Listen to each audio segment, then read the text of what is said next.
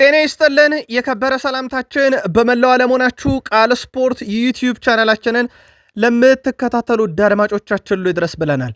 ከእናንተ ከሆነ ቃል ስፖርት ዩቲዩብ ቻናል ለዚህም ሰዓት መርጠን ያሰናዳላችሁን ስፖርታዊ ጥንቅሮች እንዲሁ በቅደም ተከተል እያጋራናችሁ ቆይታ የምናደርግ ይሆናል። ላይክ፣ ሰብስክራይብ፣ ሼር አድርጉን። በሀሳብ መስጫ ሳጥናችን ላይ ሀሳብ አስተያየታችሁን እንደ ሁልጊዜው ዛሬም ልታጋሩን ትችላላችሁ።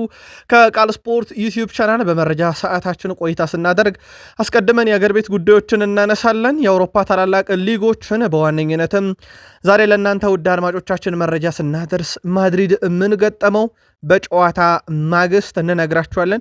የቡድን ዜና በስፋት ተይዟል። በማድሪድ በኩል የአውሮፓ ሻምፒዮንስ ሊግ የጥሎ ማለፍ ጨዋታ ያለባቸው የባርሴሎናው አሰልጣኝ ሃንስ ፍሊክ ጉዳዩን በሌላ ትዩት ብለው የሰጡት ማብራሪያ በጣም አነጋጋሪ ሆኗል። ምናልባት ለቅጣት እንዳይደረጋቸው የበርካቶች ስጋት ነው። በአውሮፓ ከዋክብቶችንም የተመለከተ ልዩ ጥንቅር ለእናንተ ውድ አድማጮቻችን ይዘናል። ምርጫችሁን ቃል ስፖርት ዩቲዩብ ቻናል አድርጉ። በተወዳጁ የእንግሊዝ ፕሪሚየር ሊግ ከዕለተ ረቡዕ ጀምሮ ጅማሮን ያደርጋል። ዕለተ ረቡዕ እንዴት ተደረገ የሚለው እንነግራችኋለን። ከዛ በዘለለ በተወዳጁ የእንግሊዝ ፕሪሚየር ሊግ ለየት ያሉ መረጆችን ዛሬም ለእናንተ ውድ አድማጮቻችን እናደርሳችኋለን። በታላላቆቹ የፕሪሚየር ሊግ ክለቦች የማንቸስተር ሲቲው ኮከብ በዋንጫ ጉዞ ላይ እንቅፋት ሊሆን የሚችል ክለብ የቱ እንደሆነ ይናገራል። በምክንያት ሰማዮቹ ቼልሲዎች ከዝውውር ጋር በተያዘ አሁንም ለየት ያሉ እንቅስቃሴዎችን ያደርጋሉ ተብሎ ይታሰባል። ተጨማሪ መረጃዎችን እንደዚሁ በቼልሲ በኩል የምናደርሳችሁ ይሆናል።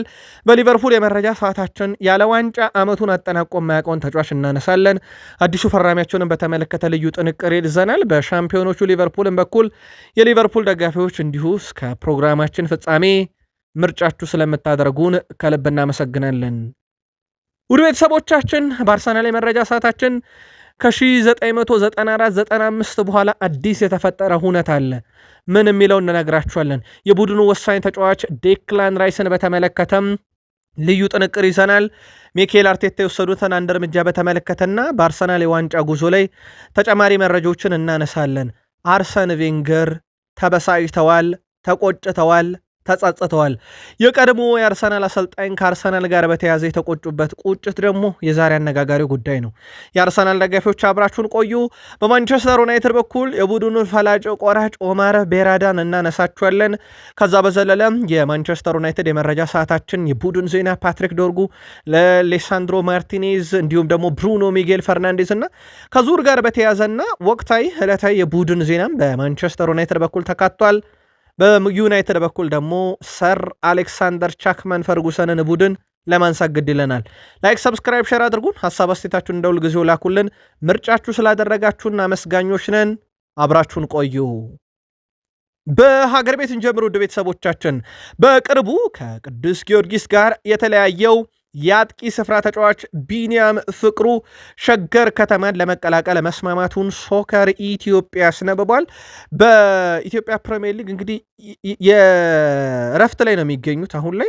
ስለዚህ የዝውውር እንቅስቃሴዎችን በደንብ እንሰማለን፣ ለእናንተ ውድ አድማጮቻችን እናደርሳለን። በቅርቡ ነበረ ከቅዱስ ጊዮርጊስ ጋር የተለያዩ አጥቂው ቢኒያም ፍቅሩ ሸገር ከተማን ተቀላቅሏል። ሸገር ከተማ በዚህ ውድድር ዓመት ነው ወደ ኢትዮጵያ ፕሪሚየር ሊግ አድገው የነበረ። በሴቶቹም የዝውውር መስኮቱ ክፍት ነው። ስለዚህ ተጨማሪ መረጃዎችን ለእናንተ ውድ አድማጮቻችን እንደዚሁ በየዕለቱ ነው የምናደርሳችሁ።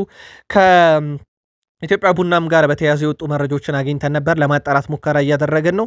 በተለይም በኢትዮጵያ ቡና ገና ክረምት ላይ የተቀላቀለው ተጫዋች አሁን ላይ ተለያይቷል እየተባለ ነው። የኢትዮጵያ ቡናው ግብ ጠባቂ ኢትዮጵያ ቡናውን ግብ ጠባቂ ጨምሮ ሌሎች የዝውውር መረጃዎችን በማለዳው ጥንቅራችን እንመለስበታለን።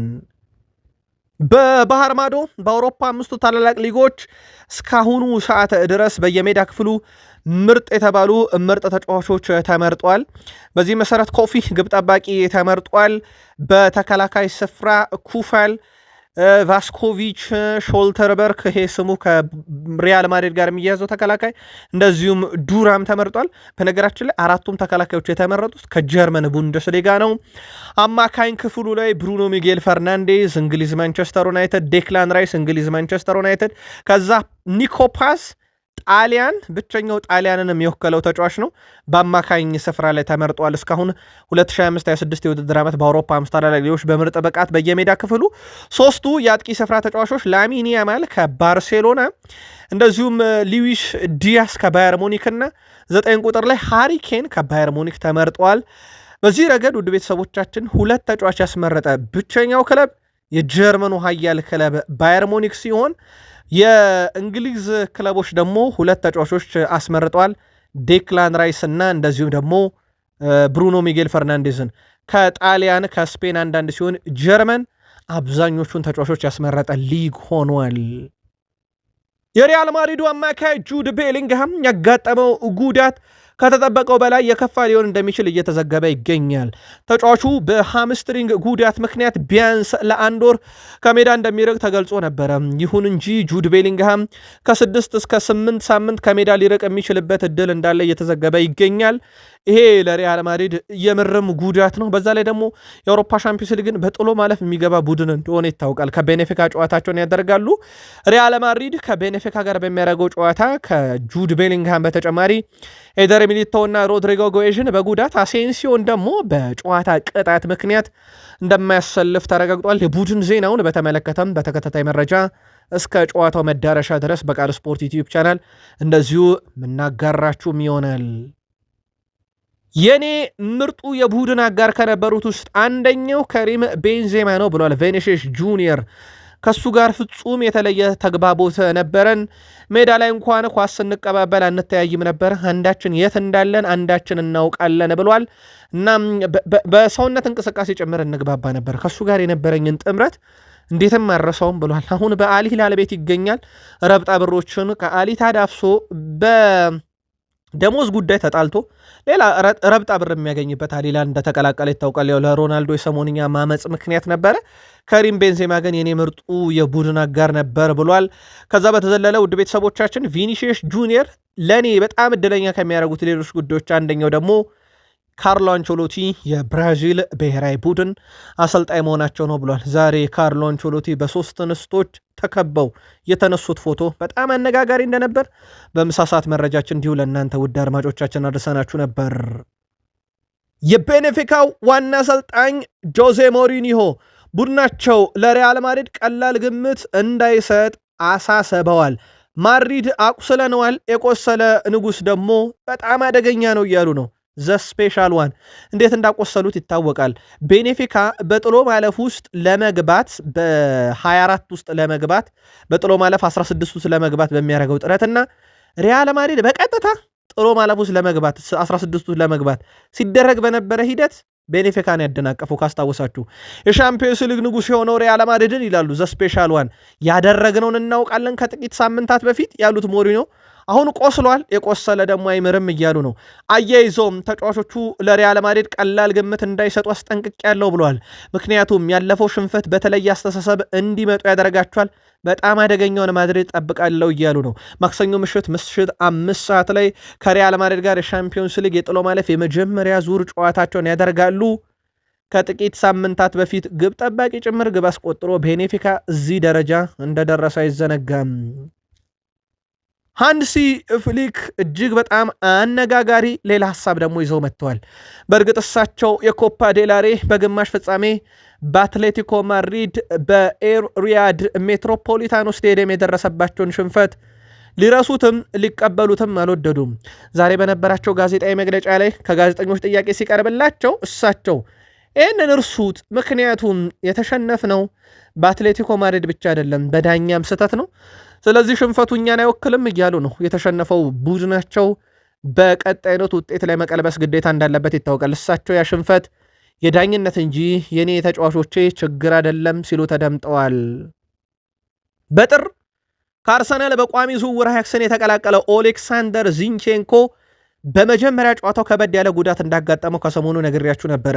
ዚንቼንኮ ለአያክስ የመጀመሪያ ጨዋታውን ለማድረግ በገባ ገና በ3 ደቂቃ ነው ከበድ ያለ የጉልበት ጉዳት ያስተናገደው። አሁን ለኦሌክሳንደር ዚንቼንኮ በጉዳት ምክንያት ከውድድር ዘመኑ ውጭ መሆኑ ተረጋግጧል። በእርግጥ ይሄን መረጃ እናጣራዋለን ብለን እኛም ከውድድር ዓመት ውጭ ሊሆን እንደሚችል ቀደም ባለው ዘገባችን አድርሰናችሁ ነበር።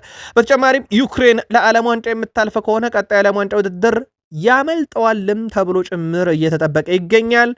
ኦሌክሳንደር ዚንቼንኮ በአርሰናል እያለም ጉዳት፣ በኖቲንግሃም ፎረስት በውሰት እያለም ብዙ ዕድል የማይሰጠው በአያክስ ቢፈርም በ3 ደቂቃ የውድድር ዓመቱን በጉዳት ያጠናቀቀ ተጫዋች ሆኗል። የኔዘርላንዱ ክለብ ፌኖርድ ለራሂም ስተርሊንግ ብሎ የልምምድ ቦታውን ወደ ቤልጅየም መቀየሩ ተገልጿል። ከቀናት በፊት ፌኖርድን የተቀላቀለው ራሂም ስተርሊንግ እስካሁን በኔዘርላንድ የሥራ ፍቃድ እንዳላገኘ ይታወቃል።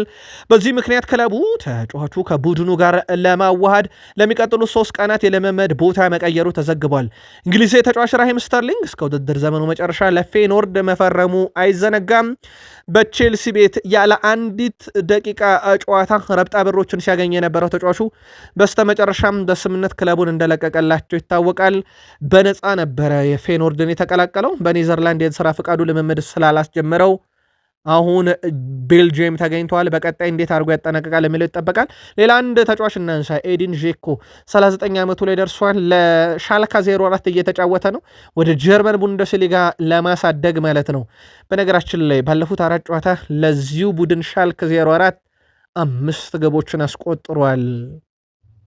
ግብ ማስቆጠርን ካነሳን ሊዊስ ናኒ አልሜዳ ዳኩና የቀድሞ የፖርቱጋልና የማንቸስተር ዩናይትድ ተጫዋች ናኒ ክርስቲያኖ ሮናልዶ 1000 ግብ ላይ መድረሱም ብዙ የሚያጨቃጭቅ ብዙ የሚያከራክር ጉዳይ አይደለም ብሏል። እኔ እርግጠኛ ነኝ የምነግራችሁ ነገር 1000 ጎሎችን አስቆጥሮ ያጽፋል ታሪክ ብሏል። እሱ ልክ እንደ ፔሌ ወይም ሮማሪዮ አይነተ ተጫዋች ብቻ አይደለም፣ ከዛም በጣም ላቅ ያለ ተጫዋች ነው ብሏል። ክርስቲያኖ ሮናልዶም ወደፊት እየተጓዘ ይገኛል። እሱ በእያንዳንዱ ጨዋታ ላይ የሚያሳያቸው እንቅስቃሴዎች፣ በእያንዳንዱ ጨዋታ የሚገኝበት የተክለ ሰውነትና እንደዚሁም ይሄ ፊዚካል ብቃትና የአስተሳሰብ ብቃቱ አሁንም አልወረደም።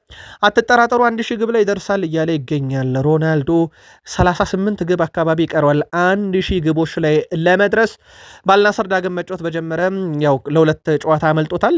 በመጀመሪያው ጨዋታ ግብ እንዳስቆጠረ የሚዘነጋ አይደለም። በእግር ኳስ ዓለምም ክርስቲያኖ ሮናልዶ በ21ኛው ክፍለ ዘመን 181 ፍጹም ቅጣት ምቶችን በማስቆጠር ቀዳሚ ምድራችን ተጫዋች ነው።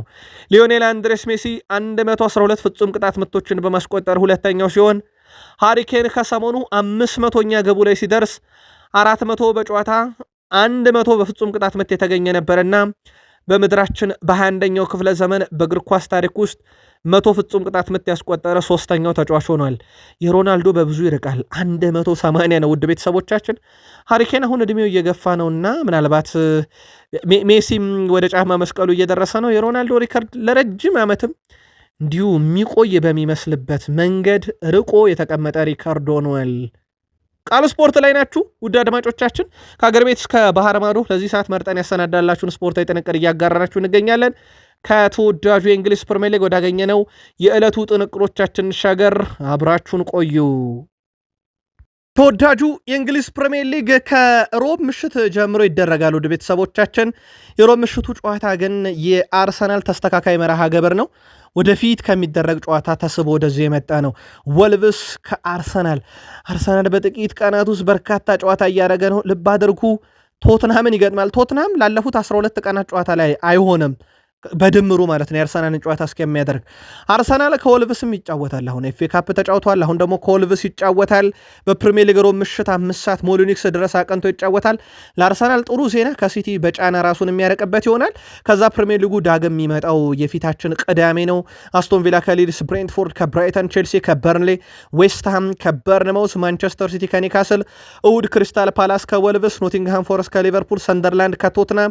የሳምንቱ ታላቅ ጨዋታ ስፐርስ አርሰናል ለንደን ደርቢ ጨዋታ ይደረጋል። ከዛ መንዴይ ናይት ፉትቦል የሰኞ ምሽት ጨዋታ ኤቨርተን ከማንቸስተር ዩናይትድ ሂልዲክሰን ስቴዲየም የሚደረግ መርሃ ግብር ነው። በእንግሊዝ ፕሪሚየር ሊግ ውድ ቤተሰቦቻችን 19 ሀገራት ተጫዋቾች ቢያንስ በፕሪሚየር ሊግ 5 በላይ ግቦችን አስቆጥሯል። በሀገር ደረጃ በፕሪሚየር ሊግ እንደ እንግሊዛዊ ተጫዋች ግብ ያስቆጠረ የለም። አለን ሽረር 260 የፕሪሚየር ሊግ ግቦች ያለው በጣም ከፍተኛ ግብ ያለው እንግሊዛዊ ተጫዋች ነው። ከዛ ቀጥሎ በዜግነት በርካታ ግብ ያለው ሳላ ነው። 190 ግቦችን አስቆጥሯል። ግብፃዊ ነው። አርጀንቲና የሰርጂዮ ኩን አጌሮ 184 ግብ በማስቆጠር በእንግሊዝ ፕሪሚየር ሊግ የሌላ የዜግነት ደረጃ ወይም እንግሊዛዊ ብለናል፣ ሳላ ግብፃዊ ነው። ሶስተኛው ዜጋ ሰርጆ ኩናጌሮ ነው። በርካታ ግብ ያለው 184 ግብ አለው። አርጀንቲናዊ ነው። ቴሪ ዳኒሎሪ ፈረንሳይ ነው። 175 ግብ በፕሪሚየር ሊጉ አለው። ሩቨን ቫን ፐርሲ ኔዘርላንዳዊ ነው። 144 ይላል። ከዛ በኋላ ሰኑን ግሚን ደቡብ ኮሪያዊ ተጫዋች ነው። 127 ግቦች እያለ ይቀጥላል። በርካታ ግብ በእንግሊዝ ፕሪሚየር ሊግ ያስቆጠረው ግን እንግሊዛዊው አለን ሺረር ነው። የዌስትሃም ዩናይትዱን ተጫዋች እናስከትል። 7 ጎሎችን በ7 የግብ አስተዋጽኦ በ7 ጨዋታ ሰመርቪል። በነገራችን ላይ ውድ ቤተሰቦቻችን ይህ ተጫዋች በመጨረሻዎቹ 56 ጨዋታ 10 የግብ አስተዋጽኦ ነበረው። አሁን ላይ ግን በመጨረሻዎቹ 7 ጨዋታ 7 የግብ አስተዋጽኦ ላይ ደርሷል። ዘንድሮ በዌስትሃም ዩናይትድ ቤት በትክክል ተተኪ ይሆናል። በተለይ ሚሼል አንቶኒ ቡድኑን ከለቀቀ በኋላ በምን አይነት መንገድ ይተኩታል ቦታውን የሚል ትልቅ ጥያቄ ሲነሳ ነበረ በዌስትሃም ዩናይትድ በኩል። አሁን ሰመርቪል ይህንን ቦታ የተካው ይመስላል። በጣም አደገኛው ተጫዋች ሆኗል። ባለፉት 7 ጨዋታ ግብ ያላስቆጠረው ማንቸስተር ዩናይትድ ላይ ብቻ ነው። ቀሪዎቹ 6 ቡድኖች ላይ 6 ግብና 1 ተጨማሪ አሲስት አለው። እንዳጠቃላይ በ7 ጨዋታ 7 የግብ አስተዋጽኦ 6ቱ ግብ 1 ብቻ አሲስት ነው። ቼልሲ በቀጣይ ክረምትም እንዲሁ ዝውውር ማድረጉ አይቀርም። ካሁኑ በመልማዮቹ በኩል በርካቶችን እየተመለከተ ይገኛል። በተለይም ልምድ ያላቸውን ተጫዋቾች ወደ ቡድኑ ማምጣት በዋነኝነት በቼልሲ በኩል የተያዘ እቅድ ነው። ቼልሲዎች በዝርዝራቸው ሌላ ተጨማሪ ያካተቱ ተጫዋች ውድ ቤተሰቦቻችን ደቡብ ኮሪያውን ኪ ሜንጄን ነው። ይህን ተጫዋች በዝርዝራቸው ከተውታል። ቀደም ባለው መረጃችን የኖቲንግሃም ፎረስቱን ሙሪሎ በተመሳሳይ ዝርዝር ውስጥ ከተዋል። አንድም የፕሪሚየር ሊግ ልምድ ያለው ተከላካይ ነው። ስለዚህ ቼልሲ በቀጣይ ውድድር ዓመት አንዱ ቡድናቸውን ሊያጠናክሩበት ካሰቡት የሜዳ ክፍል የተከላካይ መስመሩ ላይ ልምድ መጨመር ነው። በነገራችን ላይ ቀደም ባለውም የቃል ስፖርት ዩቲዩብ ቻናል ዘገባችን ለቼልሲ ደጋፊዎች ካደረስነው መረጃ ውስጥ ቼልሲ በፕሪሚየር ሊግ ወጣቱ ቡድን ነው። በአማካኝ በፕሪሚየር ሊግ ወጣቱ ቡድን ቼልሲ ነው። እዚህ ወጣት ቡድን ላይ ነው ታዲያ ልምድ ያስፈልጋል በሚል ብዙ መከራከሪያ ሲነሳም የነበረው። በተለይም የማሬስካ ቡድን ላይ ብዙ ጥያቄ የተነሳው ልምድ ነበረ። ለዚህም አሁን ቼልሲ ልምድ ያለውን እንደ ኪም ሜንጄን የባየር ሙኒኩን ተጫዋችና እንደዚሁም የኖቲንግሃም ፎረስቱን ዳኒሎ ሙሪሎን የግላቸው ለማድረግ እንደዚሁ በቀጣይ ክረምት ላይ እቅዶችን ይዟል። የትኛው ይሳካል የሚለው በጊዜ ሂደት እየጠራ የሚመጣ ይሆናል። የማንቸስተር ሲቲ ኮከብ ቤርናንዶ ሲልቫ በዋንጫ ፉክክሩ ላይ የሊቨርፑል ሚና አላበቃም ብሏል።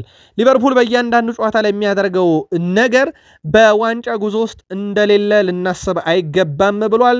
የተቀሩት ጨዋታዎች ምን እንደሚፈጠሩ አይታወቅም እያለ ነው ቤርናንዶ ሲልቫ። ሊቨርፑል የፕሪሚየር ሊግ ዋንጫን ከዚህ በፊት ነጥቆናል። ምናልባት አርሰናልን ካላችሁ አርሰናል ከዚህ በፊት የፕሪሚየር ሊግ ዋንጫ እኛን ነጥቆ ያቅም ያለው ቤርናንዶ ሲልቫ ሊቨርፑልን ለዛ ነው ችላ ማንለው። ሊቨርፑል ሻምፒዮንስ ሊግ አንስቷል። ሊቨርፑል የጥሎ ማለፍ ጨዋታዎችን በቅርብ ዓመታት ውስጥ አንስቷል። በርካታ ዋንጫዎችን አንስቷልና ልምድ ያለው ሊቨርፑል አሁንም ከዋንጫ ፉክክር ውጪ ነው ብሎ ማሰብ በጣም ይቸግራል እያለ ይገኛል። በእርግጥ ፕሪሚየር ሊጉ በሂሳባዊ ስሌት አላለቀም ለአብዛኞቹ ክለቦች። ያው በፕሪሚየር ሊግ ከዚህ ቀደም በነበሩ ልምዶች ግን ከ12 ጨዋታ በኋላ የትኞቹ ይቀርባሉ የሚለው ነው ትልቁ ጥያቄ። ቤርናንዶ ሲልቫ ሊቨርፑልን ፈጽሞ መዘናጋት አያስፈልግም እያለ ይገኛል። ሊቨርፑል ደረስን። የወቅቱ አነጋጋሪ ተጫዋች ዶሚኒክ ሶቦስላይን በተመለከተ ውድ ቤተሰቦቻችን በርከት ያሉ መረጃዎች ከሰሞኑ እያደረስናችሁ እንገኛለን። አንድ መረጃ እንንገራችሁ። ዶሚኒክ ሶቦስላይ በእግር ኳስ ዘመን ተጫዋችነቱ በሙሉ ዋንጫ አንስቷል። ዋንጫ የዘለለበት ዓመት የለም። ለአብነት ያክል ሊቨርፑል ከመጣ በኋላ እንኳን ውድ ቤተሰቦቻችን በሊቨርፑል ቤት 2 ዋንጫዎችን አሳክቷል። በመጣባቸው 2 ዓመታት ውስጥ ዋንጫ ያላመለጠው የካራባው ካፕ ዋንጫን 2023-24 አንስቷል። ሊቨርፑል በዛ ዓመት ክሎፕን በሸኘበት ዓመት ላይ ብዙ ነገር ማግኘት የሚችልበት ዓመት ነበር። መጨረሻ ላይ ግን ከካራባው ካፕ የዘለለ ሊሆንለት አልቻለም። አምና ፕሪሚየር ሊግ አንስቷል። ስለዚህ ቀመሩ ከቀጠለ ያው ሊቨርፑል ዘንድሮም 1 ዋንጫ ሊያነሳ ይችላል ማለት ነው በሂሳባዊ ስሌት። የቀሩት ደግሞ እጁ ላይ ኤፍኤ ካፕ እና ሻምፒዮንስ ሊግ 100% እጁ ላይ ናቸው። በራሱ መወሰን ይችላል ሊቨርፑል። ፕሪሚየር ሊጉ ግን ያው ሌሎች ክለቦች ነጥብ መጣል ላይ የተመሰረተ ነው። ምናልባት የትኛውን ያሳካል የሚለው የሚጠበቅ ነው የሚሆነው። እሱ ግን በእግር ኳስ ዘመኑ ዋንጫ ያላነሳበት ዓመት የለም። ጀርሚ ጄኬቴ ለሊቨርፑል ፊርማውን ከማኖሩ በፊት በማህበራዊ ትስስር ገጽ ላይ እምብዛም ተከታይ ያልነበረው ተጫዋች ነበረ። ለአብነት ያክል በማህበራዊ ትስስር ገጽ ከ34,000 በላይም ተከታይ አልነበረውም። አሁን ከ101,000 በላይ ተከታይን አፍርቷል። ይህ ተጫዋች ለሊቨርፑል ተጫዋችነቱን ፊርማ ካኖረ በኋላ በርካታ እንግዲህ ተከታዮችን እያፈራ ይገኛል። ይህ ዝናውም ከፍ እያለ መጥቷል የተጫዋቹ። በነገራችን ላይ ውድ ቤተሰቦቻችን ከዚህ ተጫዋች ጋር በተያዘ በጣም አሳዛኙ ዜና ጉዳት ላይ ነው። መረጃዎችን ለመከታተል ሙከራ እያደረገ ነው። ምናልባት ትከሻው ላይ ነው ጉዳት ያስተናገደው፣ ቀዶ ጥገና ያደርጋል ላያደርግ የሚለውን እስካሁን ክለቡ ይፋ አላደረገም። ንብረትነቱ የሊቨርፑል ነው። በውሰት ነው ለሚቀጥለው 6 ወር በዛው የሚቆየው በውል ስምምነታቸው መሰረት። ለሊቨርፑል አንድም ደቂቃ ሳይጫወት ለቀድሞ ክለቡ ያው ሬንስን ለቆ የሊቨርፑል ተጫዋች ስለሆነ ጥቂት ደቂቃዎችን ብቻ ተጫውቶ ጉዳት ያስተናገደ ተጫዋች እንደሆነ ይታወቃል። አርሰናል ቤት ከ1994-95 በኋላ አንድ ነገር ተከስቷል። ይኸውም ውድ ቤተሰቦቻችን አንድ ተጫዋቻቸው በጥሎ ማለፍ 10 ሲደመር ግብ አስቆጥሯል። ለመጨረሻ ጊዜ በወቅቱ 1994-95 ላይ ያስቆጠረው ኢያን ራይት ነበረ። የአርሰናል የቀድሞ ተጫዋች ሌጀንድ አሁንም ድረስ ለአርሰናል ያለው አቋሙ ምንም ያልተናወጠ ጥርት ያለ ደጋፊ፣ ክለቡ ሲሸነፍ እንኳን በሙሉ አፉ ደፍሮ ክለቡን የማይተች ከልቡ ክለቡን የሚወድ ሰው ኢያን ራይት 10 ሲደመር ግቦችን በጥሎ ማለፍ ጨዋታ ካስቆጠረ በኋላ አሁን ተረኛው ጋብርኤል ማጋሌሽ ሆኗል።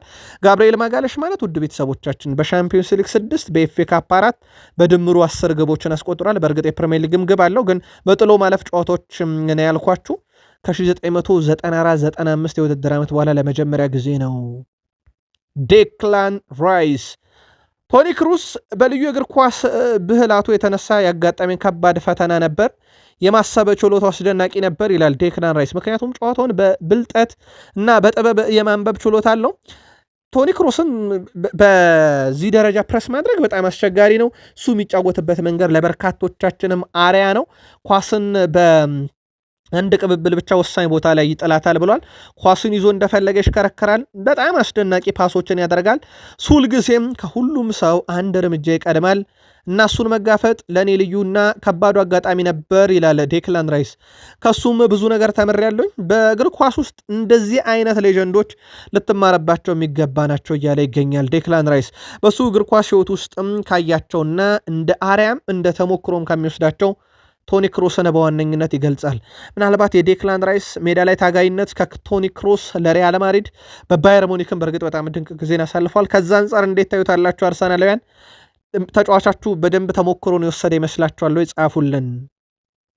ማይክል አርቴታ የ19 ዓመቱን በረኛ ቶም ሴትስፎርድን ካስፈረመ በኋላ ባለፈው ክረምት ላይ በዚህ ሳምንት የኤምሬትስን ድባብ እንዲያደርጉታል 87ኛው ደቂቃ ላይ ተቀይሮ እንዲገባ በማድረግ ኬፓ አሪዛባላጋ ነበረ ግብ ጠባቂ። ካስታወሳችሁ ኬፓ አሪዛባላጋ በአንድ ወቅት ተቀይረን አውጣ ሲባል አልወጣም ብሎ እንዴት ውስጥ ገብቶ እንደነበረ ይታወቃል በቼልሲ ሳለ።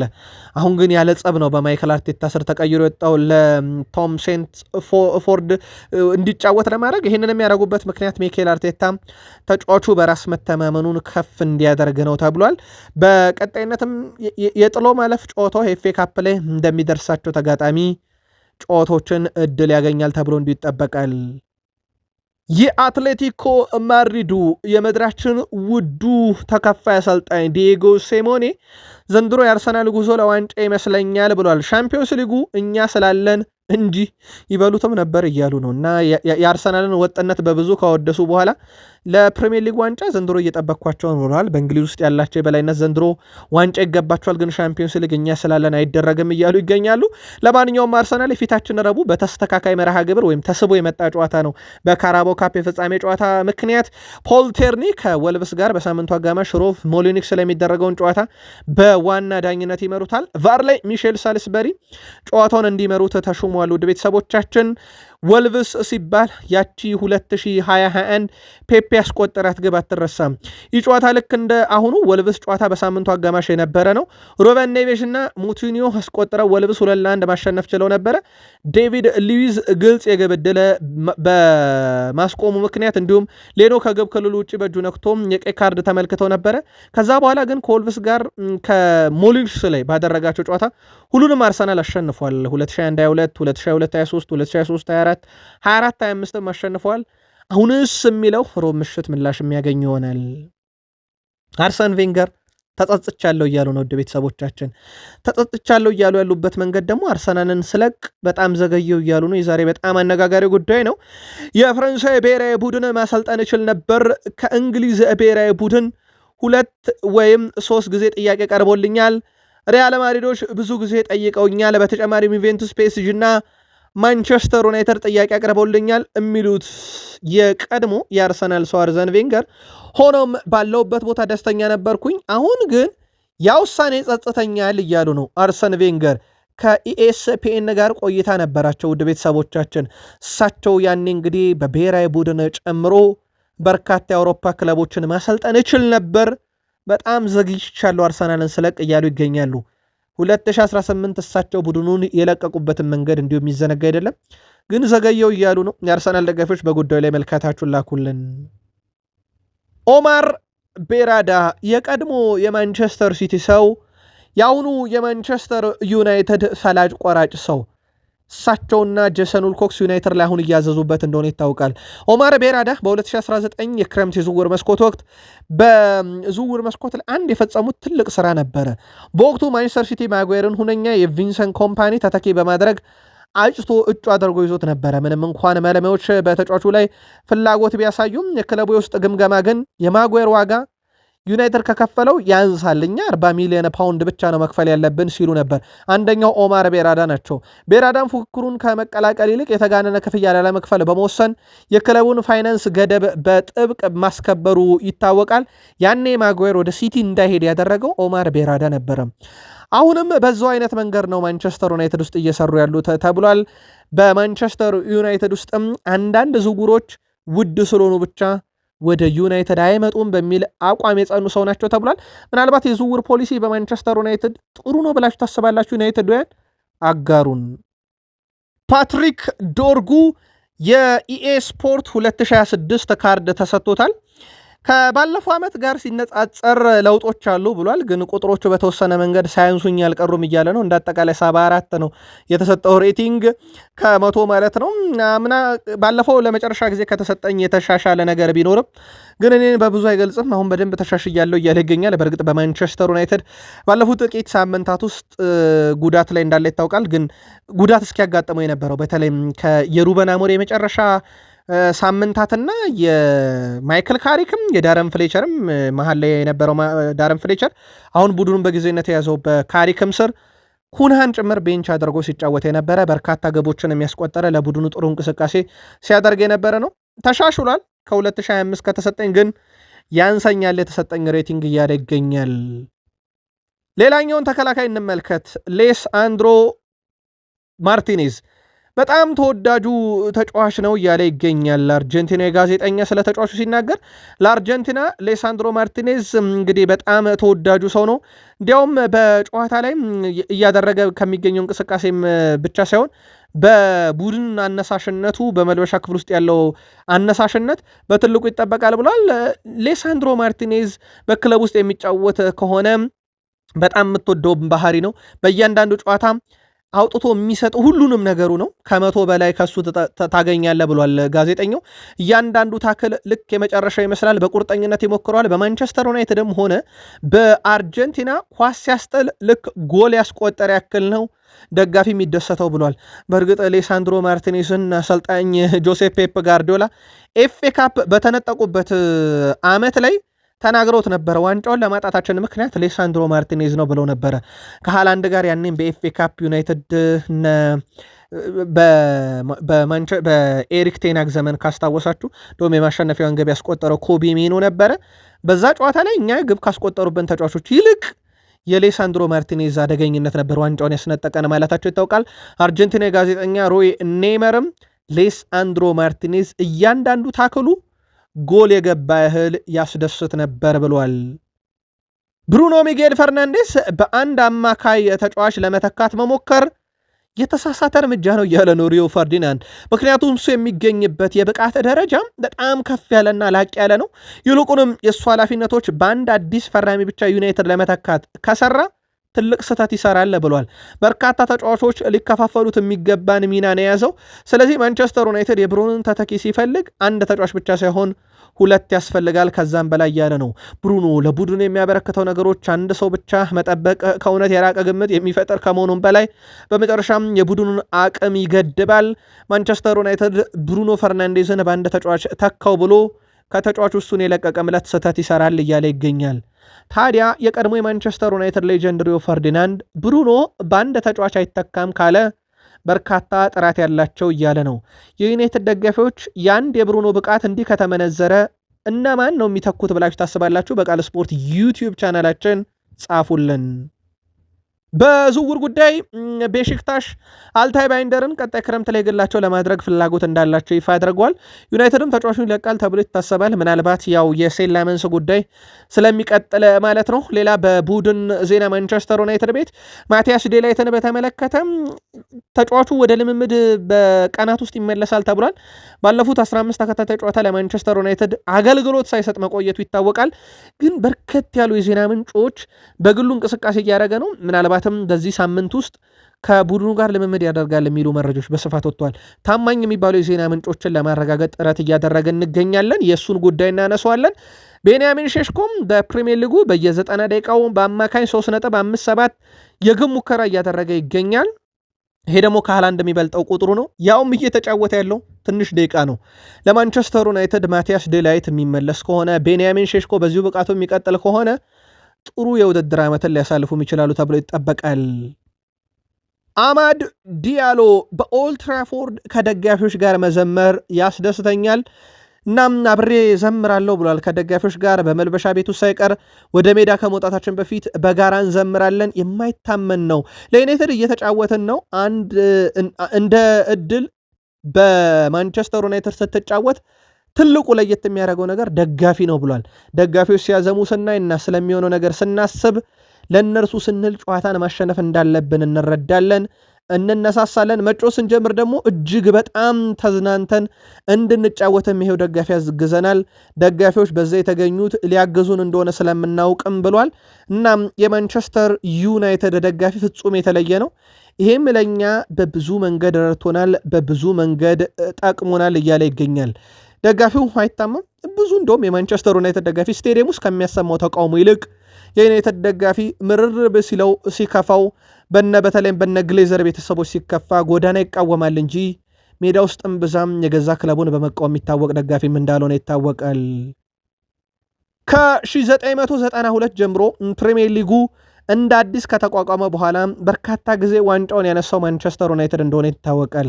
በነገራችን ላይ ውድ ቤተሰቦቻችን ከ1992-93 ተወዳጁ የእንግሊዝ ፕሪሚየር ሊግ ጨዋታ አንድ ብሎ እስከዚህ ሰዓት ድረስ ዩናይትድ 2588 ነጥቦችን ሰብስቦ በፕሪሚየር ሊጉ በርካታ ነጥብ የሰበሰበው ክለብ ነው። ለዚህ ደግሞ ሰር አሌክሳንደር ቻክማን ፈርጉሰን ትልቁን ክሬዲት ይወስዳሉ። አርሰናል ወደ 2445 ነጥብ ሰብስቦ ሁለተኛ፣ ሊቨርፑል በ2384 ነጥብ ሶስተኛ፣ ቼልሲ በ2958 ነጥብ አራተኛ፣ ቶትናም በ1980 ነጥብ አምስተኛ፣ ማንቸስተር ሲቲ በ1933 ነጥብ ስድስተኛ ነው። ስለዚህ ቢግ ሲክስ ክለቦች ከላይ ተቆናጠዋል። ከዛ ኤቨርተን፣ ኒካስል፣ አስቶን ቪላ፣ ዌስትሃም፣ ሳውዝሃምፕተን፣ ብላክበርን፣ ሊድስ፣ ሌስተር፣ ፉልሃም፣ ክሪስታል ፓላስ፣ ሚድልስ ቦሮ፣ ሰንደርላንድ፣ ቦልተን፣ ዌስትሃም እያለ ይቀጥላል። የዩናይትድን ያክል ግን ባለፉት ዓመታት ውስጥ በተለይም ከ1992-93 የውድድር ዓመት በኋላ ነጥብ የሰበሰበ ክለብ የለም። ምናልባት አንድ መረጃን ጨምር፣ ኤሪክ ካንቶና የዩናይትድ ሌጀንድ እነ ሰር ጂም ራትክሊፍን በዩናይትድ ሹመት ስጡኝ እያለ ሲወተውት የነበረ ሰው ታዲያ ከሰሞኑ ራትክሊፍ ሚዲያ ላይ ተገኝተው እናንተ ታክስ ሸሽታችሁ ከፈረጠጣችሁ የቢሊዮነሮች ይልቅ ስደተኞች ለእኛ ለእንግሊዛውያን ብዙ ዋጋ ከፍለዋል በሚል ኦልድ ትራፎርድ ላይ የተሰቀለውን ምስል በማህበራዊ ትስስር ገጹ ላይ አጋርቶት ነገሩን ሊያባብሰው ይሆን? አበቃን።